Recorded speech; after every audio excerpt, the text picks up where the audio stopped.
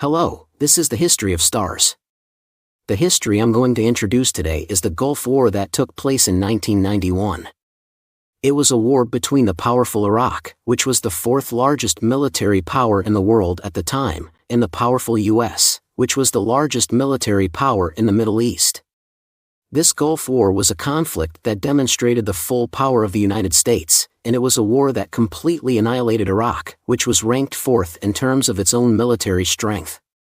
It is also famous for the fact that the United States showcased its latest weapons so much that it was nicknamed a high-tech weapons exhibition. Since it happened relatively recently, many people saw it on the news or in documentaries at the time, so it gained a lot of recognition. Today, we're going to take a look at the story of this war and show you what happens when a country that has just entered fourth place in global military power fights against a country that has just entered first place in military power. In 1979, when our country was hit by an explosion, a man came to power in Iraq, a country in the far Middle East. I won't directly mention his name for safety reasons, so I will refer to him as Jew. Jew took over power from President Bakr, a former president, and became the leader of Iraq. Of course, the fact that a president of a faraway country had changed doesn't mean that there was widespread interest in Korea or the world. At the time, people thought that the change in the Middle East wouldn't affect the world much. But the problem was that when Jew became president, he began to defy the world. Unlike the former Iraqi presidents, he was very ambitious and had a desire to reunite the Arab world around Iraq and create a great Arab empire, of course, using military tactics. So, first of all, he increased his military spending for his great plan. While the Arab world was indecisive, Iraq had already become the fourth largest military power in the world, and it had 5 times the military strength of its rival, Iran. He didn't hesitate to increase his military power. In 1980, he invaded Iran in a massive way, which became a long and costly war for Iraq. The occupation of Iran proved to be extremely difficult, and the country spent a lot of money, depleting its national treasury. So, Jew decided to replenish Iraq's losses by invading a nearby small country to recoup some of those costs. After all the Arab countries are military powers, and they could generate a lot of oil wealth by conquering them. With this shocking logic, Iraq invaded Kuwait in August 1990. At the time, Iraq had 1 million troops, while Kuwait was a weak country with only 30,000 soldiers, making it an easy target. In the end, Kuwait was occupied by Iraq in just 12 hours. Afterward, Iraq took control of all of Kuwait's territories and weakened the country's economy. Jew enjoyed the spoils of war. He couldn't conquer Iran, but he had taken Kuwait. Now, he was planning to expand his territory even more, targeting neighboring countries like Saudi Arabia. With this success, he gained even more confidence in his goal of building the Arab Empire with his own hands. Of course, this became an emergency in the Arab world. If this continued, there could be a large-scale war in the region.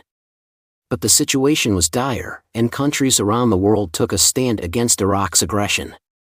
The world's attention was focused on Iraq's actions, particularly because the Berlin Wall was being dismantled at the time, signaling a changing world order. It was hard for the world to accept the presence of an invader like Iraq, forcing its neighboring country to surrender. The UN Security Council met and declared Iraq to be an aggressor. Above all, the fact that the United States was directly affected by Iraq's actions made the situation even more critical. The country most directly involved was the United States. But why was the US involved? It was because of oil. As you all know, the US imports the most oil in the world, with much of it coming from the Middle East. Therefore, the US was most interested in ensuring the stable supply of oil from the region. However, Iraq's takeover of Kuwait, a pro-American country, and its disruption of the oil pipeline threatened the US and its allies. The US was now on the brink of seeing all its pro-American allies in the region fall into crisis. So, the US pressed Iraq to withdraw from Kuwait immediately, claiming that they were interfering with vital oil supplies. The United States demonstrated its strength during this period. It imposed economic sanctions on Iraq immediately, but Jew refused to back down. Instead, he replied that Iraq would continue its actions and cut off trade with other countries. It was a complete disregard for the United States' demands. In response, the U.S. decided to take military action. To protect other Arab countries, the U.S. sent a large number of troops to Saudi Arabia, which was close to Iraq. At this time, the United States mobilized attack squadrons and later gathered hundreds of thousands of soldiers in preparation for a military campaign. In addition, Persia, near Kuwait, dispatched 2 aircraft carriers. In the end, it was a super powerful war. For your information, 1 aircraft carrier is equivalent to the combat power of an entire country. But Iraq didn't even break a sweat. It didn't even get a nosebleed. On January 15, 1991, which was the deadline set by the United States, Iraq did not back down. But why didn't Iraq back down against the world's #1 power, the U.S.? There was a reason. It was because of Iraq's perception of the U.S. at the time. From 1955 to 1975, the U.S. had been involved in the Vietnam War, and Iraq viewed the U.S. as just another neighborhood bully. Iraq thought the U.S. was just like a distant country with no real power to impose its will. At that time, Iraq believed it could counterbalance the U.S. with its own military capabilities. Iraq's anti-aircraft defense system was among the best in the world, so it believed that few countries could penetrate it. Even if U.S. fighter jets entered Iraqi airspace, Iraq thought it could fend them off with its large-caliber anti-aircraft weapons. So Iraq kept ignoring the U.S., and in the end, the United States became furious. They're ignoring us like this? We'll show them what real power is. It's war. The U.S. military then decided to go to war with Iraq. The angered U.S. military command devised a plan to crush Iraq so thoroughly that it couldn't even make a sound. This would be the famous Desert Storm operation. During this time, the U.S. military developed cutting-edge technology. It was a strategy to sweep through Iraq with the latest weapons. However, the U.S. military wasn't entirely confident. Although the U.S. had been steadily developing technology, it hadn't been involved in much conflict since the Vietnam War and wasn't sure if its advanced technology would work in real combat. So, in preparation, the U.S. military took precautionary measures, including preparing 30,000 body bags to account for possible casualties. They were nervous about the potential for considerable damage. In contrast, Iraq was confident. It had already planned for victory. Come on, Americans. We'll defend ourselves with our air defense systems. You'll suffer heavy losses, and then there will be controversy back home, just like in the Vietnam War. The U.S. will have to step back. Iraq was ready. However, the U.S. military finally decided to invade.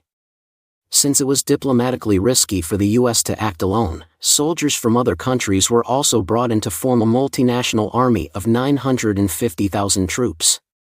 Of course, the U.S. military contributed 700,000 soldiers, so it was essentially a war between the U.S. and Iraq. On January 17, 1991, the Desert Storm operation began. The Iraqi army attempted to retaliate by bombing various targets in Iraq to secure the right to strike first, but the success of their efforts was uncertain. In response, the U.S. military attacked with missiles and bombers. The result shocked everyone. On the first day of the bombing, 70% of Iraq's anti-aircraft defenses were destroyed. In fact, Iraq's once proud anti-aircraft defenses were largely neutralized. How did this happen? The reason was the U.S. military's advanced technology. The technological gap between the U.S. military and Iraq was astounding. For example, in early air combat, Iraqi fighters clashed with U.S. fighters. Iraq operated the Mirage F-1, which had been introduced in 1973. The U.S. military, however, used the EF-111, a fighter built in 1983. With a 10-year gap in technology, the two were no match for each other. Additionally, the skills of the U.S. pilots were far superior. The U.S. military lured Iraqi fighter jets into combat without even firing missiles, forcing them to crash into the ground. Furthermore, to bomb various Iraqi facilities, the U.S. military had to navigate through a dense radar network. However, the U.S. had top-of-the-line stealth technology, including the F-117 Nighthawk, a bomber capable of avoiding radar detection. This was the world's first stealth aircraft.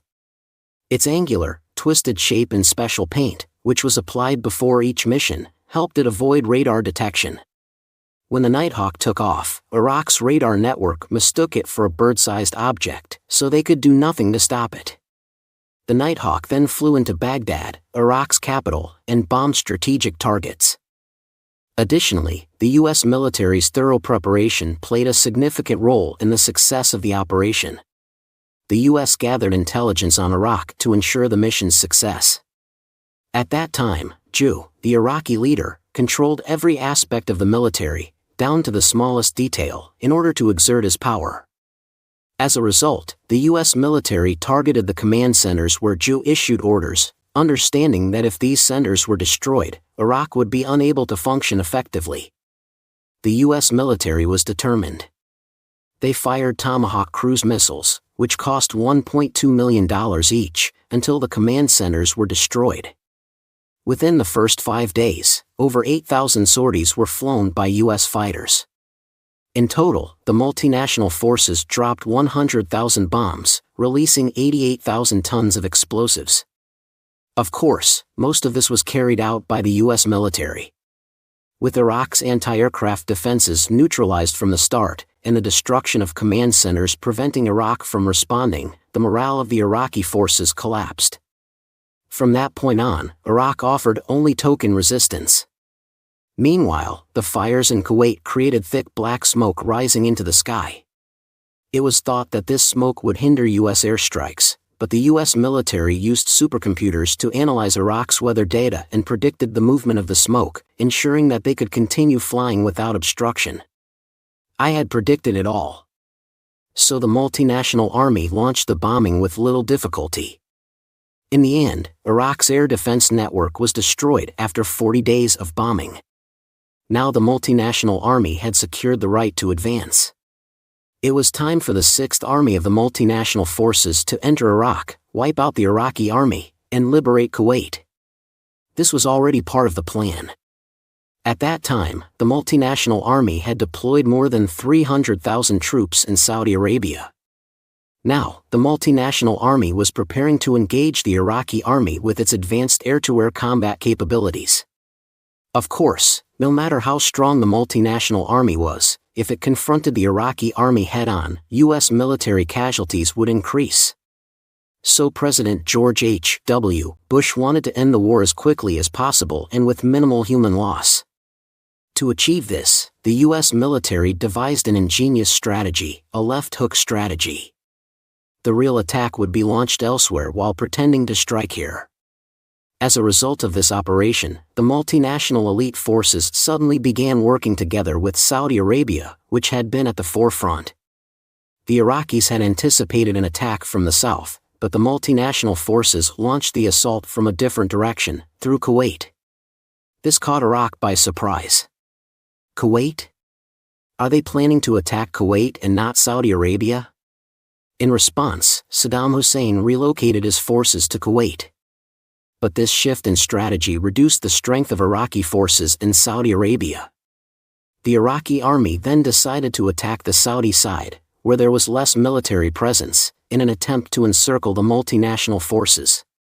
Eventually, the Iraqi army found itself surrounded on both fronts, near Kuwait, and was on the verge of annihilation.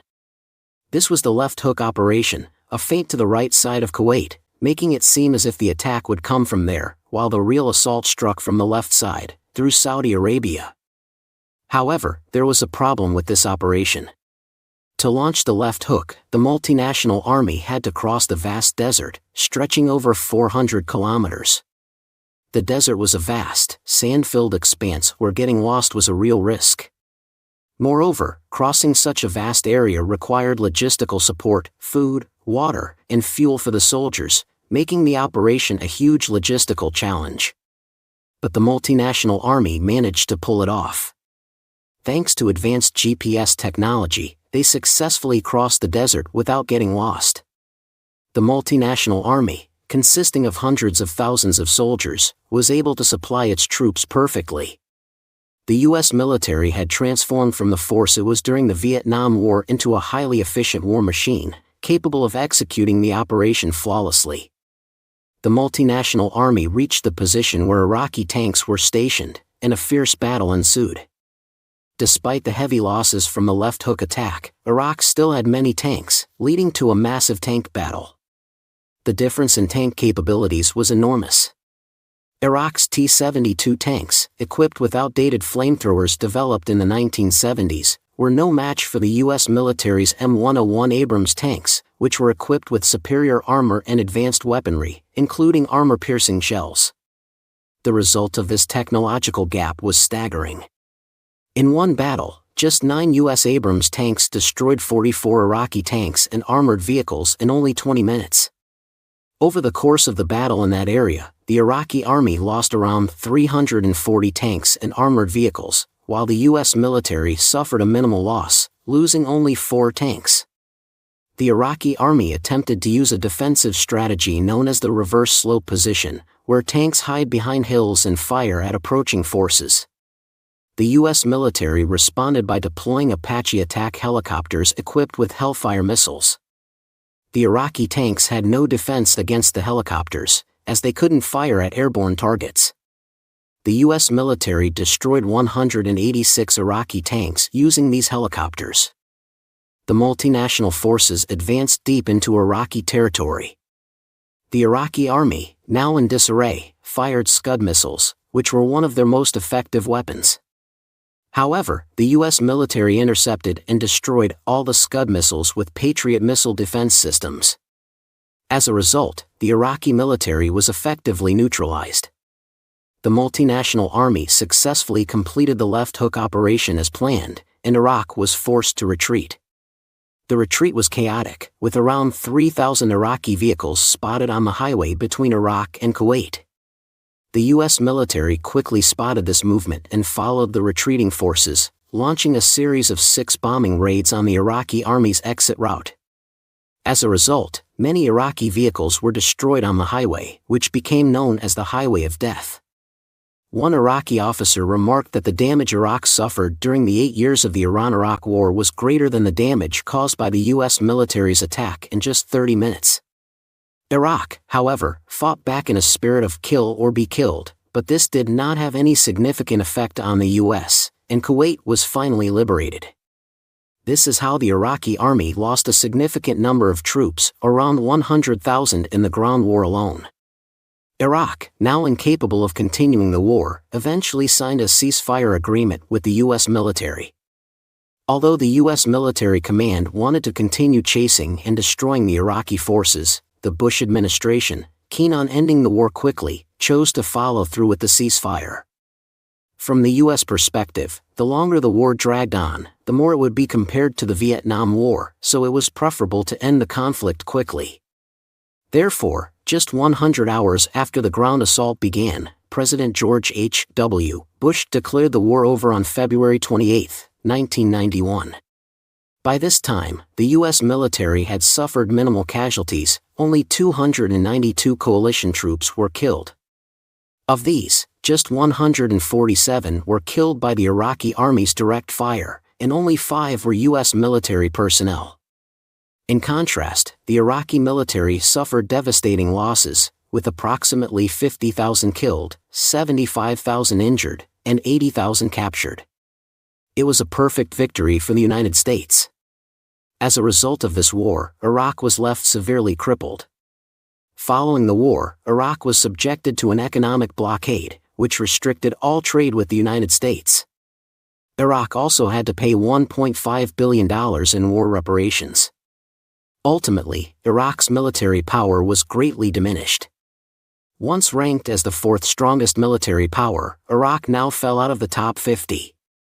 It had collapsed. The Gulf War, as we've seen today, marked a major turning point in modern warfare. First of all, tens of millions of people around the world watched the entire process of the Gulf War on TV, and the paradigm of warfare was changed. people around the world witnessed the destruction of Iraqi facilities by cutting-edge weapons of overwhelming performance. In particular, communist countries were greatly affected by the Gulf War. The T-72 tank, which the U.S. destroyed, was a Soviet-made weapon used primarily by communist nations. This tank's defeat at the hands of the U.S. Abrams tank sent a clear message. Though the Soviet Union was on the verge of collapse and did not respond in any significant way, China was deeply concerned by the Gulf War. It became one of the key factors that drove China to strongly push for military modernization. Thus, the Gulf War demonstrated the United States' status as a powerful superpower and wrote a new chapter in the history of modern warfare. Thank you very much for watching. This was a significant chapter in history.